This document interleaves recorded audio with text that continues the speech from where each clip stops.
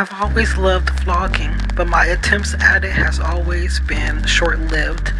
A few years ago, I had filmed a gamer vlog series where I would pretty much film all throughout the month, and then at the end of the month I would edit and post a video, and this went on for a total of 6 months before I stopped posting because I just got severely burnt out, and I've always struggled with feeling like my life was just too boring to film. But ever since getting a new camera, I've been feeling more motivated than ever to film. And now I want to start a new series on my channel where I film little clips here and there, and I just pretty much vibe and just not think about, comparing myself to other people. I just want to pretty much film for myself and for anybody else that might be feeling the same way, or they might also just enjoy these little cozy laid back vibes, where the video isn't picture perfect. So follow me on my journey that I like to call my life lately.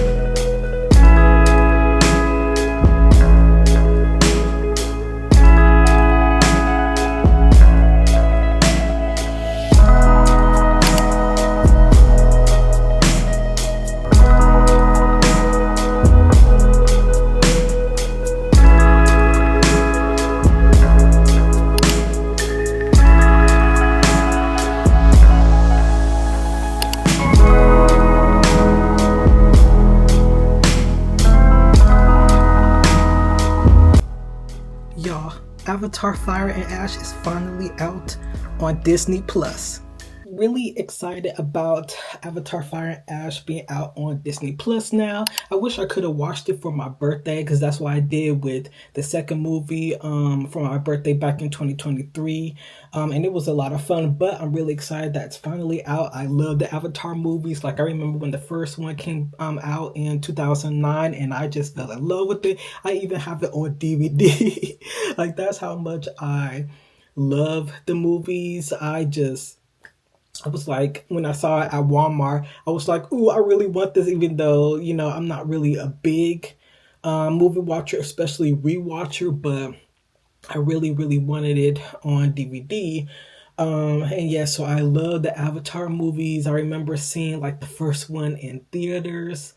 And it was just like really, really fun. And yeah, and of course, just like anything, it has its own flaws, but the whole like scope of it is just like really interesting, and especially now that I'm a big like astronomy hobbyist. I love astronomy, I love science, so it's like learning more about Pandora and just the species on the moon and everything is just like really fascinating to me.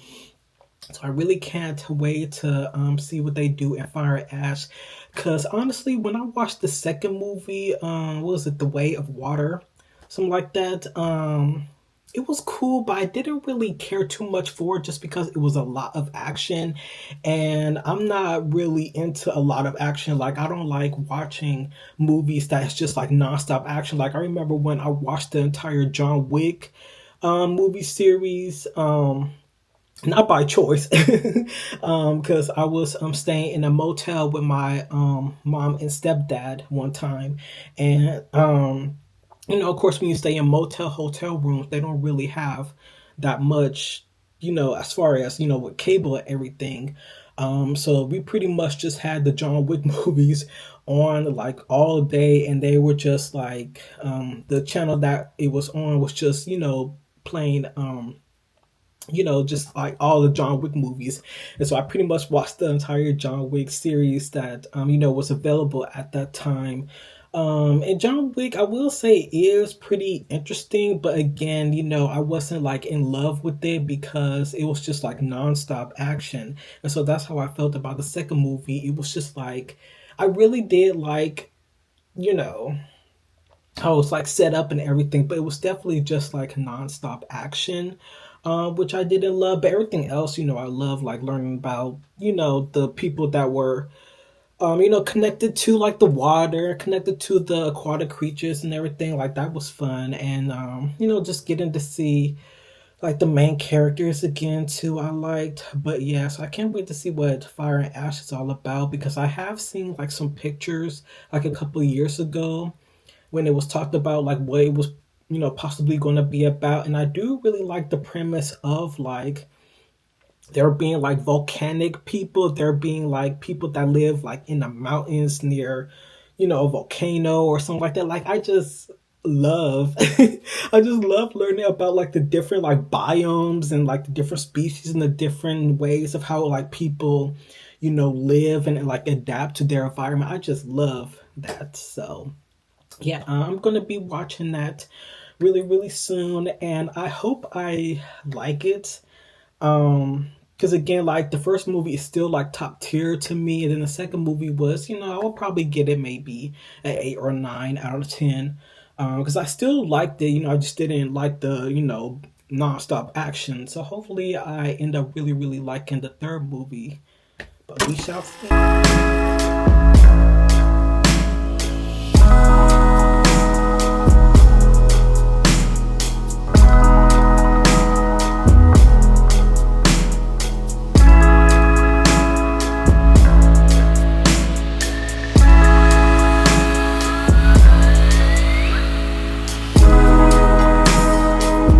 So I just finished Avatar Fire and Ash and I really liked it. I honestly really liked it way more than the second movie. And I like how it was a calm before the storm type of situation because I do prefer those type of stories, especially if it is supposed to be like an action movie. I do prefer the calm before the storm where they just do that slow like lead up until the action parts and all that good stuff. But yeah, I really liked it. Um, but I will say I am a bit disappointed that the fire people ended up not being necessarily volcanic. Because I was really hoping, because I thought that I was thinking it would be like really cool if like they were the type of people that lived near a volcano and they have this connection to a volcano and everything, but that wasn't the case at all. If anything, their backstory was basically just our home got destroyed by a volcano, and so we just have this resentment, and it's like, okay, I guess that is kind of like a sad backstory, but I don't know. I just thought it would have been cooler if they had like more of a connection to a volcano, and especially with them, being like, fire people when the movie is called Fire and Ash. So I really, really thought like they would just have more of a connection to a volcano and maybe utilize volcanoes in the movie. I don't know. That's just my opinion. But yeah, I was disappointed to find out like, nah, their home was just destroyed by fire, by a volcano, and so they just have a bit of resentment, I guess, towards faith and whatnot. So, but other than that, it was really, really good. So I can't wait for the next movie to come out. Because I honestly, um, I think I might have heard something about a like fourth and fifth movie being in the works, but I don't know exactly like what it's going to entail. Because like I said, um, before I did like a few years ago, I do remember seeing like pictures of like Navi people with like snowy skin, like skin that was like that looked like as white as snow, and I think they lived more in the mountains. So I don't know if maybe that's going to be like the next people we meet in the next couple movies where we get to meet like snow people. Like that would be really, really cool. Getting to see like snow people on in this movie, but yeah, so I will give the movie because I do have a letterbox, which I can link down below. If any of you want to follow me on letterbox, but I did rate the movie 4 out of 5 stars because I feel like the first movie will always be 5 out of 5 for me, and then the second movie was like 3 out of 5. So this movie was a 4 out of 5 for me. But if I were to rate it out of 10, I would probably give it like a 9 out of 10 because it was really, really good. Except for, like I said, just a bit disappointed, just, from personal preference, a bit disappointed that, the fire people weren't actually connected to volcanoes. But yeah, so let me know down below if any of you have seen Fire and Ash, and if you like it, if you didn't like it, what, you would have preferred. So yeah, let me know down below. Here for the first hour, and then Michael will join for most of the rest of it in the location I am in with the correct graphic and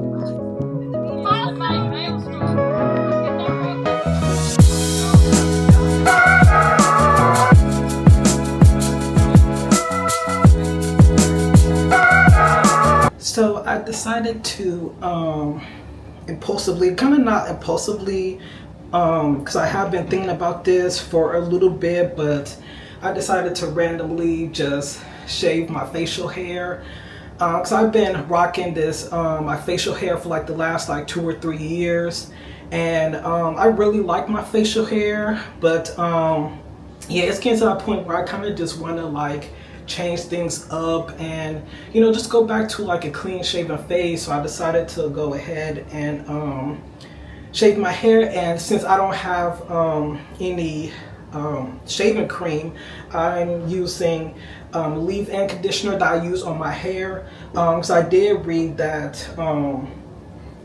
hair conditioner is like A1, like it's like top tier for like a substitute for like shaving cream. And considering that my facial hair is like really like it's natural and it's coarse and it's thick, I feel like using this type of conditioner that is for natural and thick hair works the best. And as you can see, I already kind of started until I just remember like I should be filming it. Because like things like this where like out of the blue I decided to do, I just don't be thinking about filming. But as I was like shaving, I was like, wait, let me film this. And it's completely random. Some of you might not care, some of you might think it's interesting. But yeah, so that's basically what I'm doing right now, is just going over and shaving, so you'll get to see like what I look like afterwards.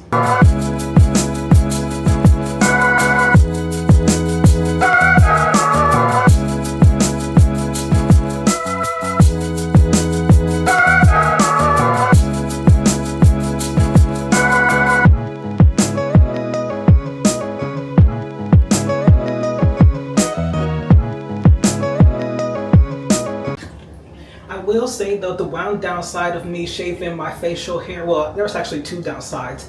So the first downside is that it's not going to grow back for like the next few years, because the men in my family, they grow like facial hair like really, really slow and not that often. Like I feel like most of the men in my family don't really have that much facial hair, and so because of that, I pretty much just took on the genetics of facial hair growing, really, really slow.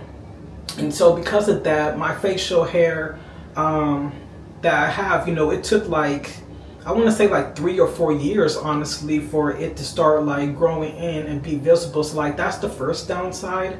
And then the second downside is that sometimes I do enjoy like picking at my facial hair, because I'm sure some of you might like can relate to this if you have anxiety and you have like these tendencies to like mess with your hair or mess with like your fingers or your clothes. That's how I am with my facial hair. Like when my anxiety is flaring up, sometimes I like to pick out my facial hair. So with me moving it, I won't be able to have that that calming effect to like kind of like calm me down and relax me. But it is what it is. I mean, there are other ways that I could like try to, calm myself, so.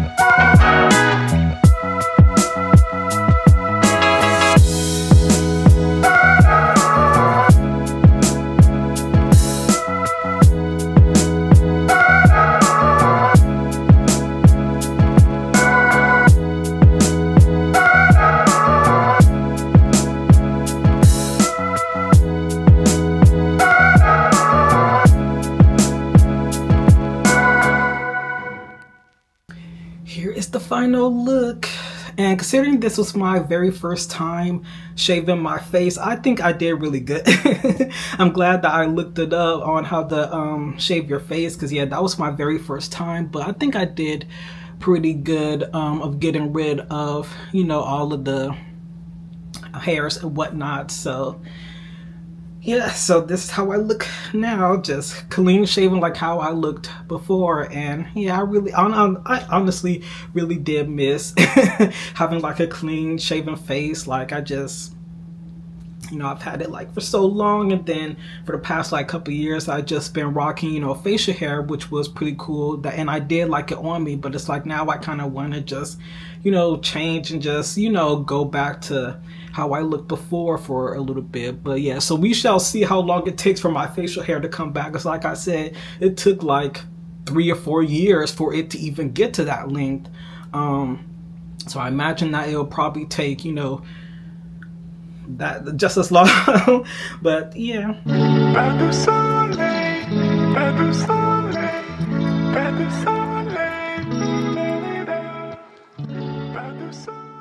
So I just finished Heartstopper Forever, and it was really cute. I'm kind of sad that it's over now, because it's one of the only queer shows on Netflix that lasted this long, because every other queer show on Netflix has only lasted for like a season. Like it get canceled after just one season, and I find that really, really sad.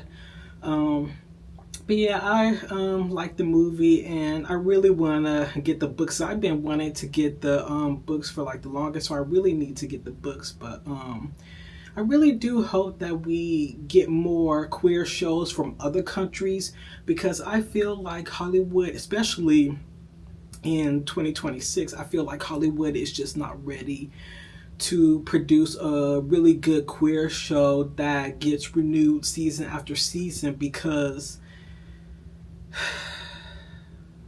a funny example is Heated Rivalry is a Canadian show, and that came out like I think last year, and it was really good, and it did get renewed for a second season.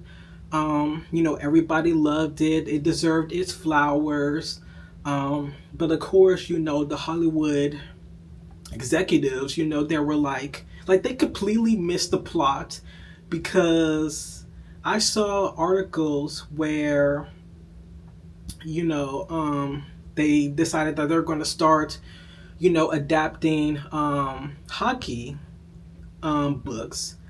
But the big difference is that these hockey books aren't queer. Like they're literally a straight romance, you know, straight couple hockey book. And so when I read that, I was like, yeah, whoever whoever in Hollywood is like really missing the point, because we didn't show up for the hockey. Like you could ask any person, doesn't matter if they're queer or if they're straight and they liked Heated Rivalry. You can ask any person who watched Heated Rivalry and liked it, and they would say, we did not show up for the hockey. I did not show up to watch a hockey romance. I showed up for the queer story, the queer relationship. But that's something that Hollywood completely missed. Like they thought that, I just really don't understand. I really just don't understand. Like, how can you miss the point? Like, I really just, I don't know. I mean, most of like the higher ups are like white old men, so should I even be surprised? No. But yeah, they completely missed the plot, because we didn't show up for the hockey as a sport. We showed up for the queer relationship.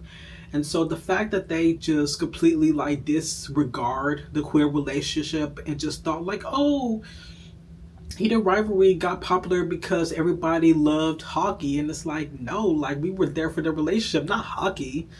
But yeah, they don't really understand that, and so now we're getting a bunch more, you know, hockey themed, hockey related adaptations of books that aren't even queer.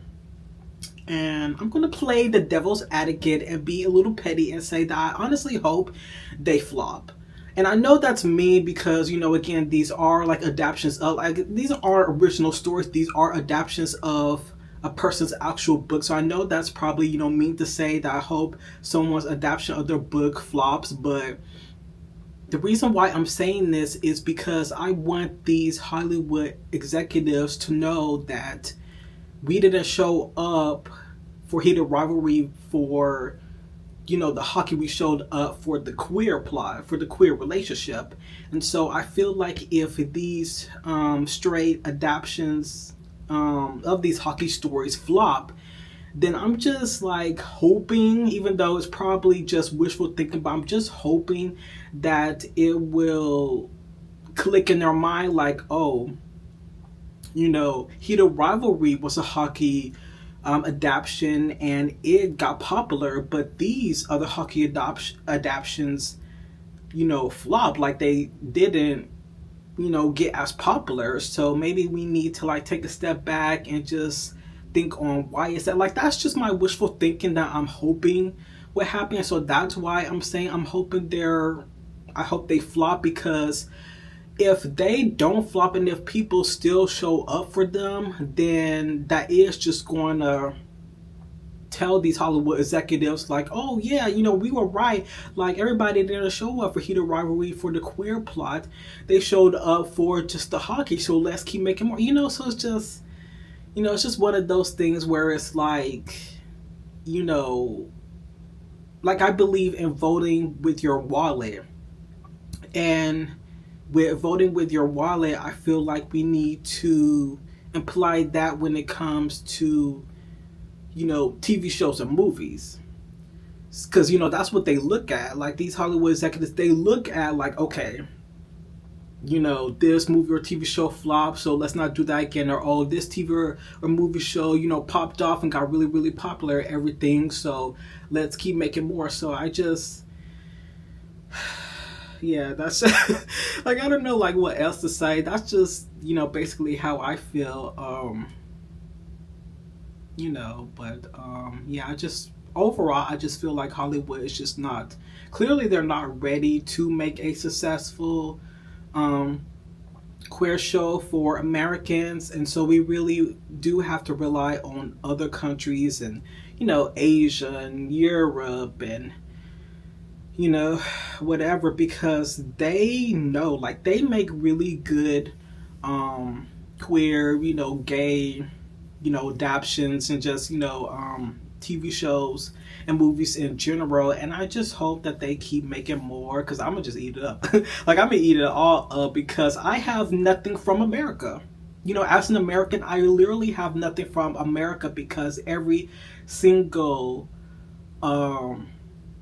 American queer show, whether it's adapted from a book or not, it just flopped. Like just recently, that live action adaptation of that military, I forgot what the actual book is called, but the show called Boots. I've seen people say that they liked it. They hope it gets another season, and that got canceled. And I don't know why. I mean, the only thing I could think of is that it just didn't get the views. Because how Netflix is. Like, anybody who has watched Netflix for the longest and, knows how Netflix operates, Netflix cares a lot about views. And so if their views are not as high as Bridgerton, as high as Stranger Things or whatever, they're quick to cancel shows. So I'm just assuming that Boost just didn't get that level of views that, Stranger Things, Bridgerton, all those other popular shows got. And so they were quick to like cancel it. And it's sad, because I feel like with TV shows, they need room to breathe. Like you can't really tell an entire story in just one season if it's not made to be one season. Like limited series are different. They are made to be told in just one season and that's it. But for a lot of these other shows that aren't limited series, they're not, meant to be told in just one season. So it's like they need that first season to kind of like build up, and then in the second season that's when, you know, things might start popping off or whatever. But it's like Netflix, they don't care. They feel like if these shows, especially if they're queer, if they don't pop off, you know, in the first season, then it's just a dud to them. And I feel like that's really, really sad because we are missing out on a lot of queer shows. So yeah, that's just my 2 cents. That's just my 2 cents. But yeah, let me know down below, you know, what you thought about Heartstopper Forever and everything. If you own the books or, you know, whatnot. So I just got something exciting in the mail. So it's a sunset lamp. So I don't know if any of you have ever seen these lamps, but it's basically this. But yeah, it's basically just, you know, like a little sunset. Like I've been seeing people use it and it looks really nice because I really need some like lighting in my room, because I used to have wall lights right here, and I barely used it and I just didn't really like it anymore, so I just took it down. Yeah, let's see if we can figure out like how to do this. I mean, okay, so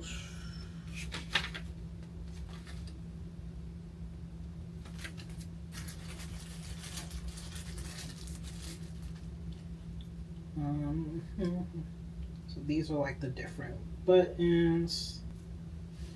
Yeah, this is basically what it looks like. And this is kind of like the manual.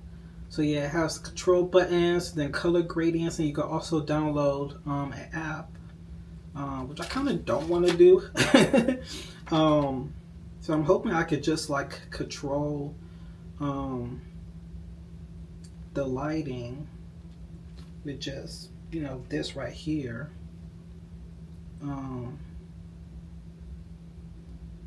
It doesn't really seem like, it seems like I might have to download the app.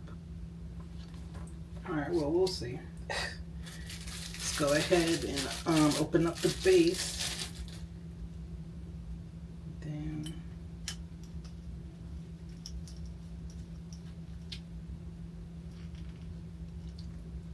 here we go.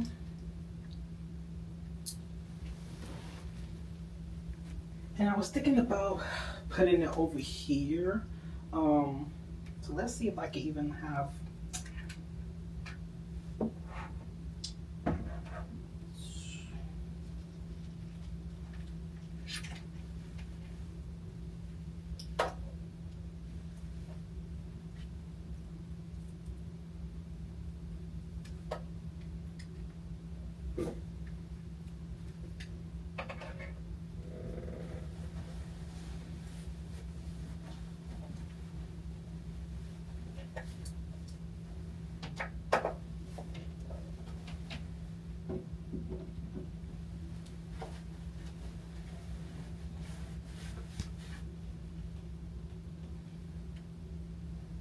okay, yeah.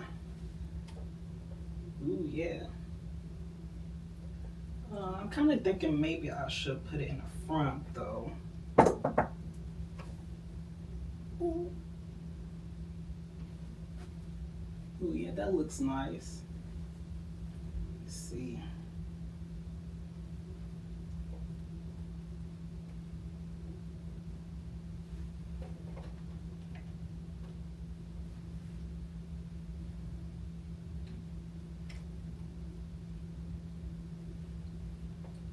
Honestly, kind of fragile.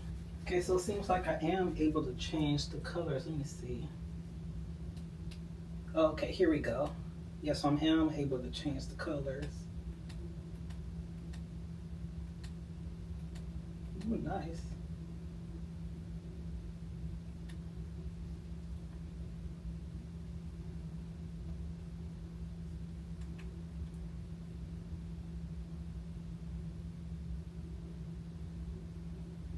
I could adjust the brightness.